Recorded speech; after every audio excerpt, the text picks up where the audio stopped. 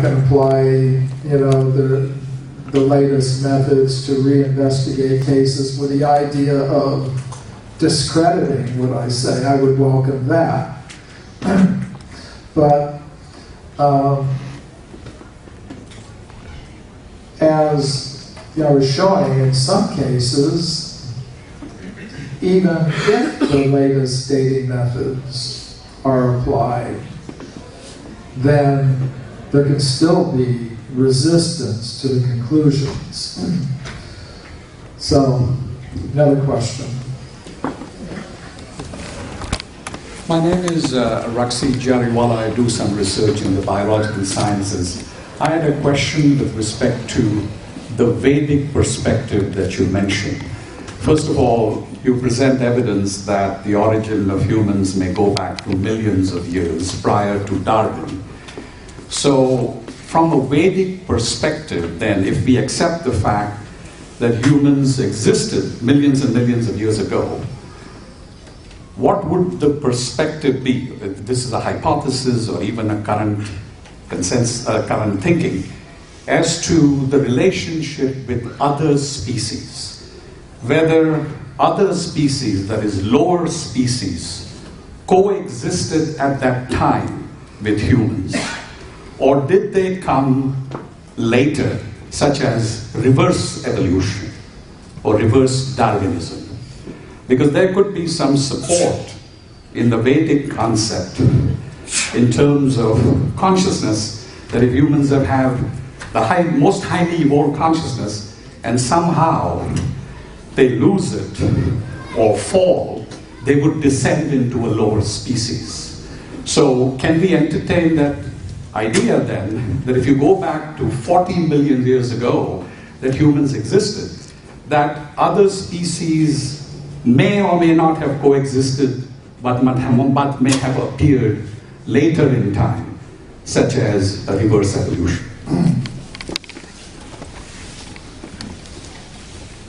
Yes. Short answer to a nice question.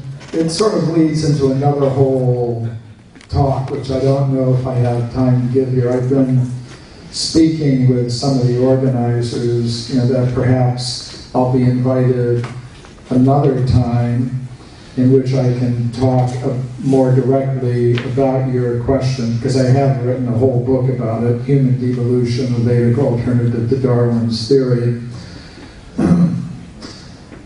which gets into those questions. But just briefly, I would say the picture is more one of coexistence than anything else. The Vedic historical writings, the Puranas, Mahabharata, Ramayana, they speak about 8 men, for example. It's not an idea that was first thought of by European scientists in the 18th and 19th centuries. There's a category of being called the Vanas, which had ape-like bodies, human-like intelligence, a simple level of material culture. And humans like us existed alongside them. So I would say the basic picture is one of coexistence of various life forms. And you mentioned according to level of consciousness. So this is a fundamental difference between a Vedic perspective and, say, a modern scientific perspective. A modern scientific perspective generally involves seeing a human being or any other living thing as just a complex machine made of molecules. Or they may put it in a different sense. Maybe a machine isn't always the best metaphor, but they would say, a complex organization of molecules, no more than that. And as far as consciousness is concerned, they would say, okay, if you organize the molecules in the brain in a sufficiently complex way, they generate, as a byproduct, what we call consciousness. The Vedic perspective is consciousness-based rather than matter-based. matter does not produce consciousness. Consciousness exists independently from matter. And however, matter can come into, consciousness can come into association with matter. And according to the nature of consciousness, or you could say the level of consciousness, the association of matter will be configured in different ways. So according to this view, all bodies are vehicles for conscious selves. Human bodies, plant bodies, animal bodies, they're all vehicles for conscious selves. And according to the level of consciousness, consciousness is associated with a certain type of material covering. And it can go in either direction. Consciousness can be covered by a very simple type of material covering. And if consciousness evolves, then it will, in the course of reincarnation, successive material embodiments achieve more and more complex forms. Or it could go back, devolve. But that's a whole other lecture. But I did want to give you some answer. Yes? My question is maybe a little bit more basic. I'm not especially familiar with the Vedic literature, but what can you explain the connection between the Vedic literature and what sent you off into looking at the European literature in so many different countries? Yes. I was born in the United States. My father was a military officer, so I grew up in a lot of different places. And that opened me to the idea that there's more than one way to look at things. Say the Western American way is one way of looking, but there are other people in the world who have different ways of looking at things. That was part of the way that I was raised. When I was growing up, I lived in lots of different countries, so I got exposed to a lot of different cultures, a lot of different worldviews, and I think that had an influence on me. Among the different worldviews that I encountered as I was growing up, the worldview of ancient India was very attractive to me for some reason, and I pursued it on a lot of different levels. But one of the levels that I pursued it was to investigate the literature. So a lot of the literature has to do with meditation and yoga and different topics like that, but there's also an historical literature. And it was in that historical literature, the Puranas, that I encountered these descriptions of human populations existing on Earth millions of years ago in the course of a cyclical concept of time. So it was an idea that was completely different from anything I'd ever learned from my teachers in high school or university. So with Richard Thompson, who is a co-religionist of mine, we decided, well, are these accounts to be taken as mythological, or is there perhaps some factual, evidential basis for what's being presented? So that's what inspired me to look into the history of archaeology. And I tried to do a very thorough job. So, in university I studied Russian, I lived in Germany, I knew German, I lived for some time in Texas, so I knew Spanish. I had a reading knowledge of a lot of different languages, so I just pursued the task of looking at the whole record. Yeah, well, somebody has to manage this. We'll probably take from this side now. Yeah, go front to back, give everybody a chance. My question is slightly associated with the one you just answered, but I asked it from a different angle, and then I'll try to with another one. What do you think? What's your hypothesis of why there isn't other people who did a similar job? And you, I know you say because of your background being international, but I would say there would be also others. So what could be possible other reason? Because I did notice that in other fields, such as neuroscience, around the time you are doing the research, starting from mid-1990s up to this century, quite a few people start doing like a meta-analysis, meaning combine a lot of things, the research to see what's in there, to gain perspective, and then they did get a perspective like what you have in your field. So I'm just wondering, is there timing is there any technology support behind this or not? That's the first question. Then the second question is, what's your goal, or how do you think you can achieve the objective of spreading, like enlightening people the way you, with the knowledge you have? Because I think this is very important kind of knowledge to spread as much as possible.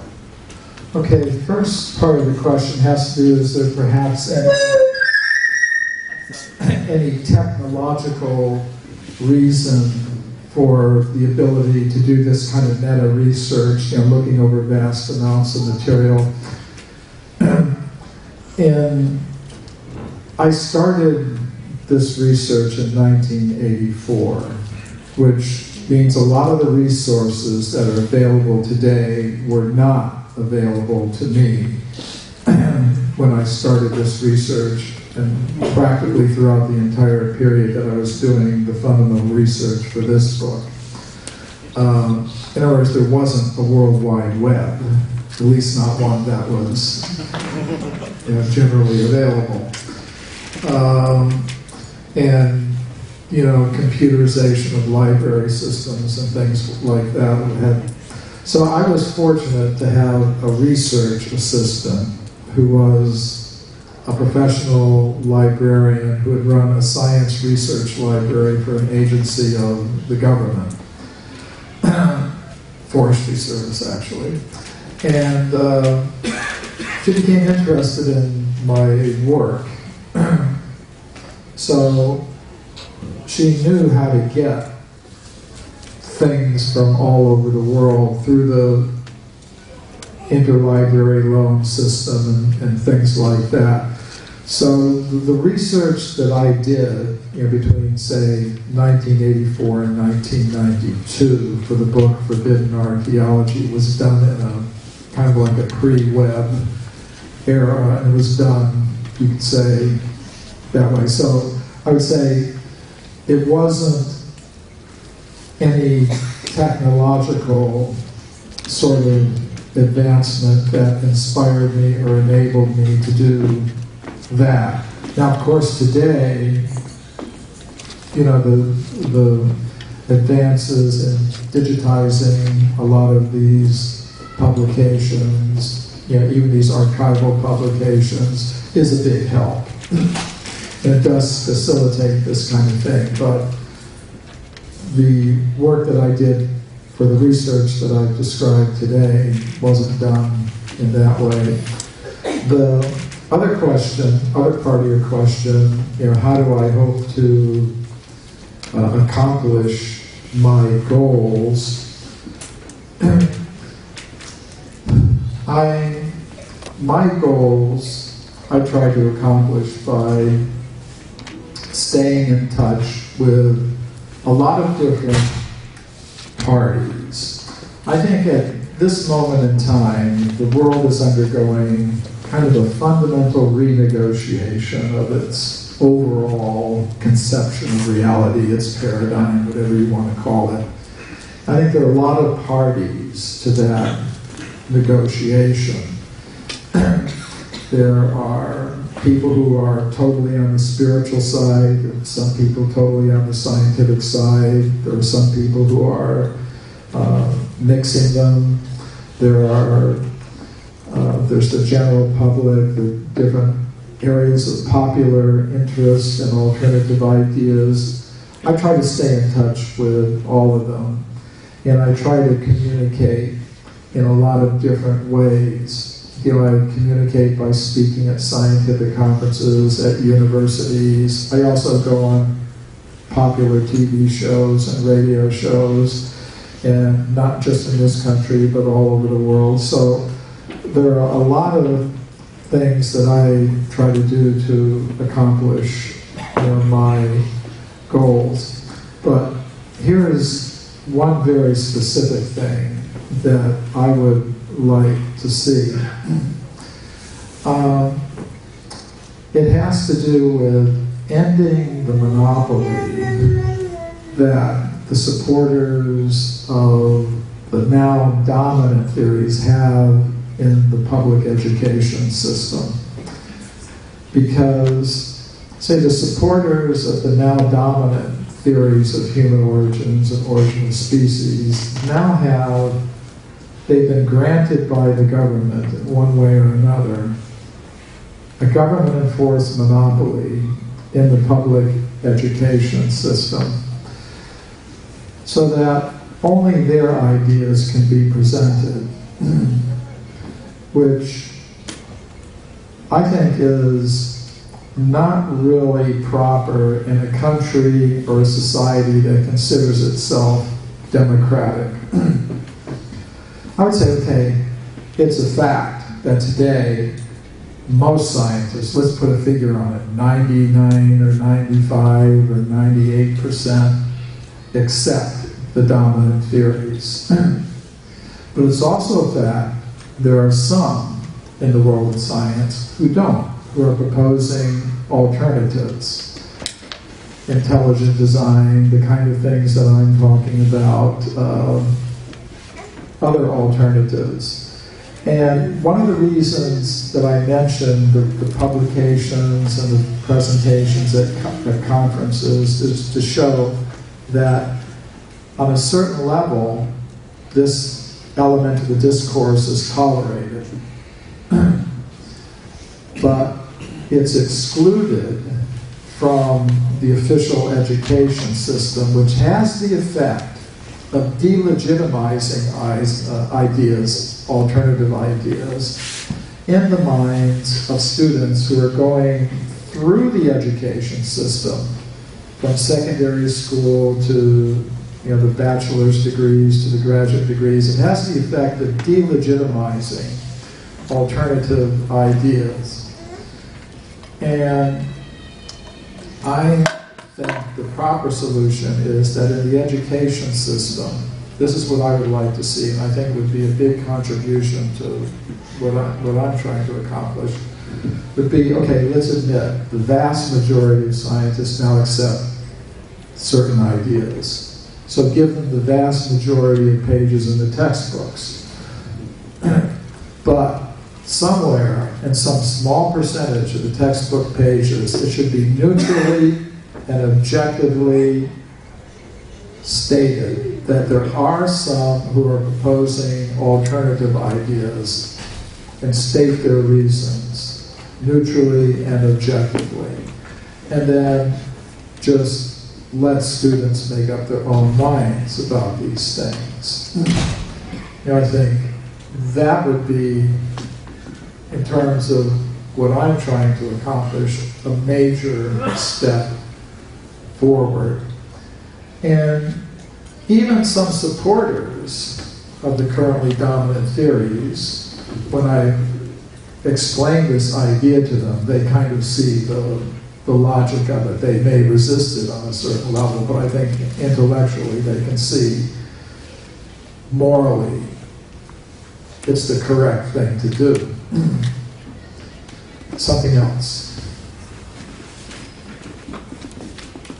So I'm just curious if through your research work, whether along with evidence for humans having existed millions of years ago, whether you uncovered or came upon some evidence about advanced technology being available to humans in ancient times. You read in the Puranas about things like vimanas or even weapons of mass destruction. There's even a theory that the Mahabharata war may have been the first nuclear war, and the Vedas talk about construction of vimanas and such like. And I've even, I think, heard, maybe this was with the History Channel, that the Mohenjo-daro site had evidence for fused rock. That might have been some evidence of atomic explosions and stuff. So have you encountered anything to either corroborate or otherwise this kind of conjecture? Short answer, no. But you've touched on an important point. There are a couple of different ways to learn about the past. One of them is by what we can find in the layers of the earth. One is what we can find in historical records. And I think both are valid, and sometimes what's found in historical records can be an inspiration to conduct research. For example, Troy was discovered by a researcher who was inspired by the descriptions of that city and the Iliad and the Odyssey, to conduct some research. So from a textual source, he got the inspiration to do some physical research, and he was able to find things that were consistent with the textual sources. So as a methodology, I think that's good, and I think it should be looked into. Now, whether we're talking about high levels of human culture or lower, more simpler levels, the very first thing, there has to be a human population there. So I think what I've demonstrated with the research that I've done so far is that human populations were there. And for all details about their levels of culture and technology, I think that's a question for further research.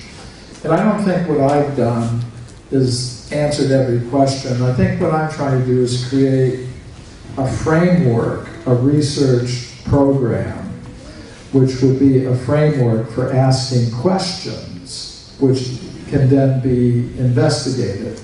Like the question you just raised about evidence for possible high technological accomplishments of human populations that existed millions of years ago is not a question you could raise within the framework of the current research paradigm. It just doesn't make any sense. It's not a question you could ask. Within the framework that I'm proposing, your question makes sense. And there could be research carried out to test, say, that idea. So, now, one problem is that a lot of the things that we consider signs of high technology don't preserve well in the layers of the earth over millions of years. And this is something that scientists have looked into recently in connection with environmental studies. Some scientists have been very concerned about the impact that our modern human civilization is having on the earth. So some of them are proposing, well, they're asking the question, what if human beings just vanished today from the earth? What would happen to the remains of our worldwide technological civilization, our huge cities, so on and so forth? How long would it last? There have been interdisciplinary studies that have investigated this question and resulted in publications like the book World Without Us, and some documentaries that have shown on Discovery and History Channel and things of that sort. And the conclusion that they've reached is it wouldn't last very long. Metals oxidize. If fires burned uncontrolled through our cities, it would destroy a lot. Earthquakes, if our water control systems, dams, floodgates, seawalls broke down, floods would wipe away a lot. So that after many millions of years, there'd hardly be anything at all left. Almost nothing. That's the kind of conclusions that they're reaching. So let's imagine, say, we were talking about the California gold mine discovery, some stone mortars and pestles, obsidian spear points, things like that. What if at the same time, 50 million years ago, human beings were also using, iPads, computers, mobile phones, smartphones, things like that. Now the stone mortars and pestles, they're going to last for 50 million years. The iPad may not last for 50 million years because the plastics will degrade. There are science museums now that are trying to preserve the first plastics that were made in the 19th century. They're having a hard time with it because they're disintegrating. It's even some of the more recent plastics, they're disintegrating. So they have to, the curators of the science museums, technology museums, have to really struggle to keep these things in shape. Metals will oxidize, except gold and some other metals that don't oxidize. So even if there was a population that had these kinds of achievements, then the stone tools may last, but these other things won't.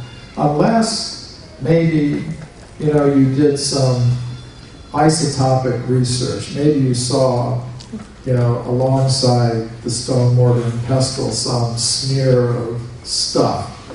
And maybe if you did some isotopic analysis of it, you could find in it, some isotopes of metals that don't naturally occur, that have to be manufactured in a laboratory or something. Then you might get some. But who's doing that now?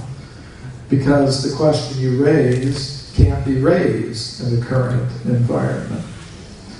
So what I'm hoping to do is create a framework in which such questions can be asked, and in which some new generation of researchers could actually do research to answer those kinds of questions.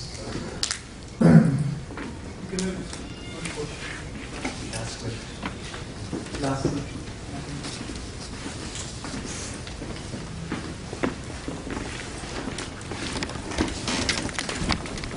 Thank you for your very nice presentation.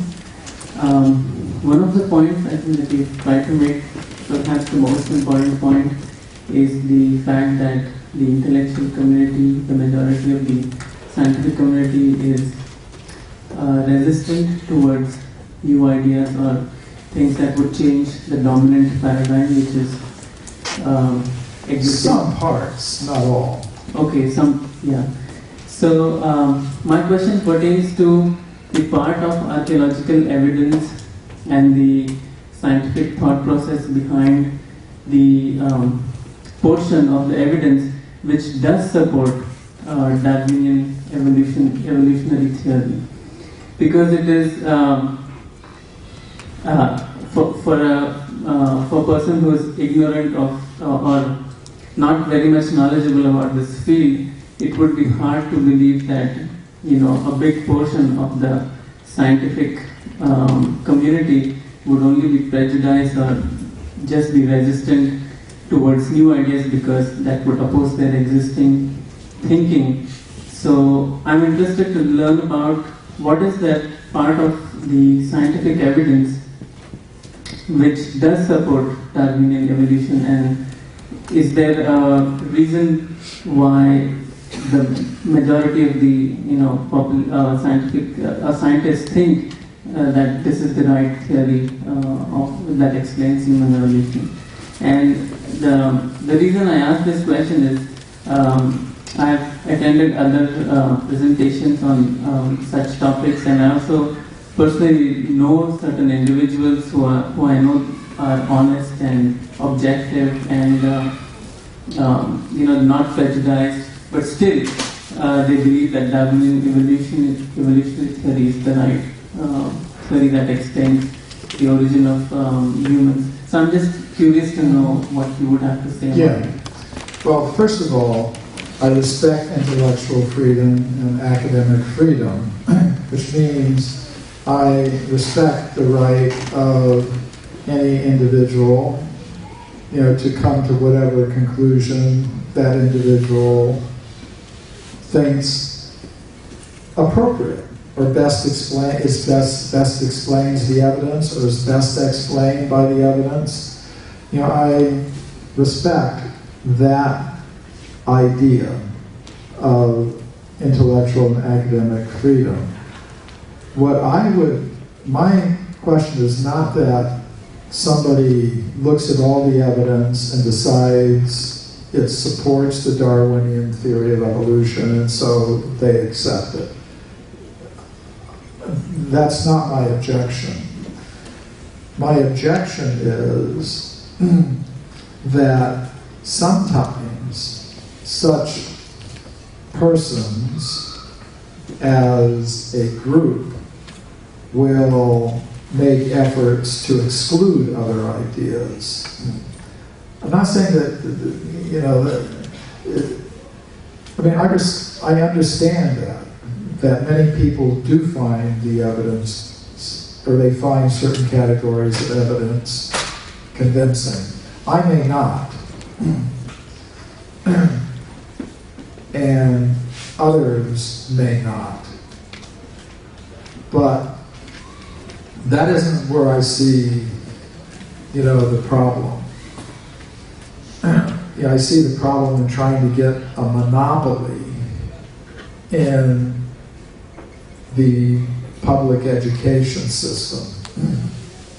I would say, if people want to establish their own schools and teach only their idea to the exclusion of all other ideas, I think anyone has a right to do that.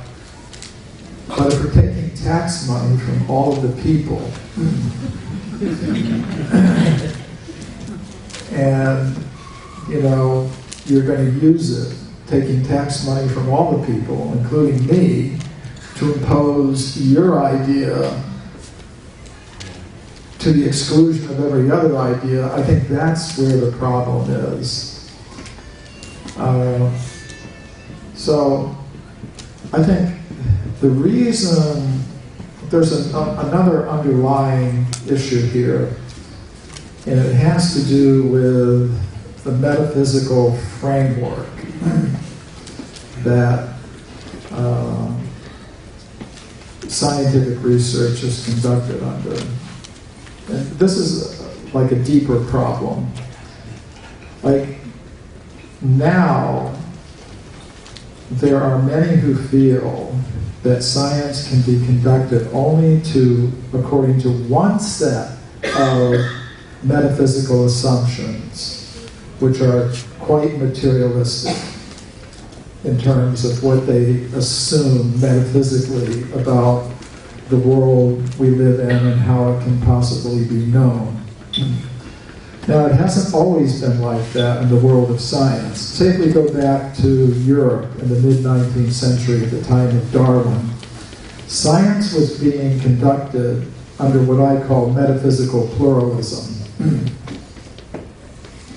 There were, say in biology, there were some scientists who were conducting their research into biology under Platonic metaphysical principles, like Richard Owen, for example. he had the idea that there were platonic forms of animal bodies that existed on some higher level that were being projected to the level of material reality and expressed here. There were scientists in Germany, the Naturphilosophs, who were conducting scientific research according to metaphysical principles that recognized the existence of vital forces and principles that were in some sense guiding the biological structures. There were some scientists who were conducting their biological research according to Judeo-Christian metaphysics that involved the idea of special creation. Actually, that was the dominant idea in the English universities at the time Darwin first started his research. So Darwin was conducting his research into biology according to a rather strictly materialist metaphysics. And this was reflected across a whole range of sciences, not just biology, but also physics, psychology, chemistry. If you really look at the history of science, some were, you could see that at that time in the history of Western science, there was metaphysical pluralism. And then around the time of World War I, that metaphysical pluralism started to end. And I think it had a lot to do with science wanting to serve government. And they decided we had better get our act together. If we do, we'll get lots of support from governments and corporations. And it was a pretty effective strategy as far as I can see, but I think it made science a little less interesting. From a metaphysical point of view. So, what my larger goal, you could say, is to reintroduce metaphysical pluralism back into the world of science. Okay, thank you all very much for your kind attention.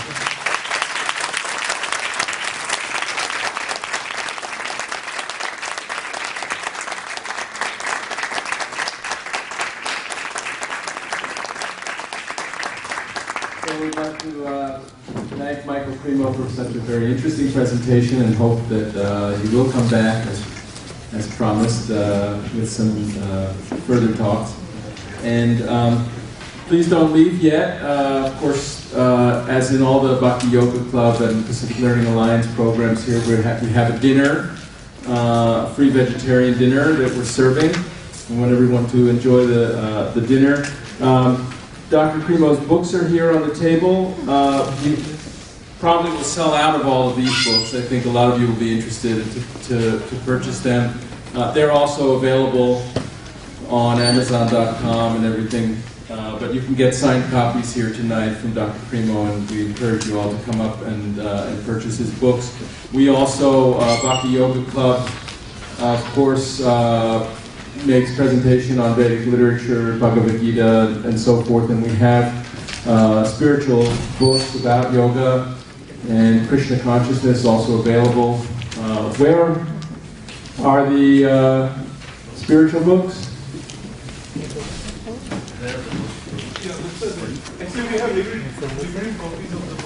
We have limited copies of spiritual books as well. They're underneath here, or okay. So we ask you to also, those of you who haven't read Bhagavad Gita or some of the other books about Vedic literature, we encourage you to read those too. Please, we have handouts for everyone. Coming up in May 8th, it's a Tuesday night, a couple weeks from now. We have Dr. Howard J. Resnick. Professor Resnick is a professor, PhD from Harvard in Sanskrit, has been teaching at UCLA, UC Berkeley's Graduate Theological Union, and also most recently in the University of Florida in Gainesville.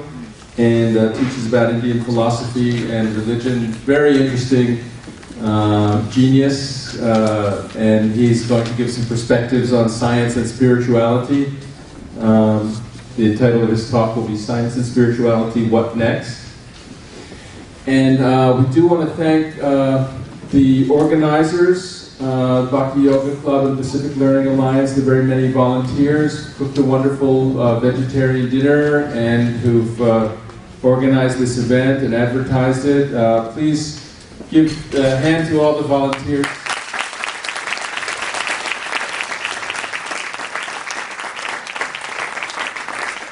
There's really too many of them for me to try to identify and thank anyone specifically, individually. I'm sure I would leave too many people out. Let me see what other announcements we have.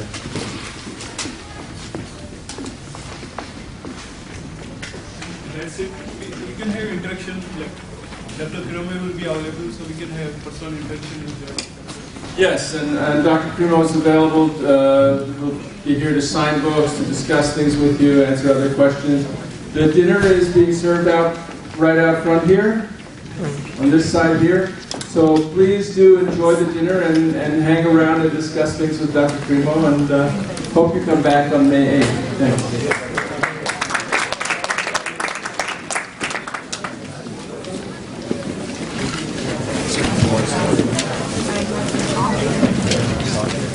And one more thing, we're also passing out these evaluation forms, flyers that you can talk, let us know what other kinds of topics you'd like to hear about and how you